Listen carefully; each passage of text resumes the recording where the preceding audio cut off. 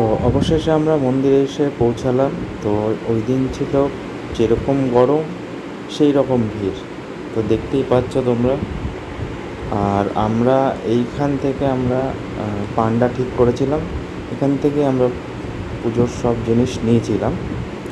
তো এরপরে আমরা এই দেখো লাইন, আর গরমে সবার অবস্থা খারাপ হয়ে গেছিলো। দেখো এই হচ্ছে লাইন।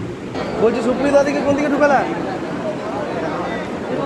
500 লাইনে দাঁড়িয়ে কেমন লাগছে? হ্যাঁ, 500 লাইনে দাঁড়িয়ে কেমন লাগছে আপনার?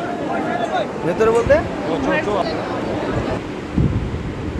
তো মোটামুটি 1 থেকে 1.5 ঘন্টা আমরা দাঁড়িয়ে থেকে পুজো দিয়ে সবাই সবার বিধ্বস্ত অবস্থায় বাইরে বেরিয়ে যে যার মতন একটু কেনাকাটা করছিল।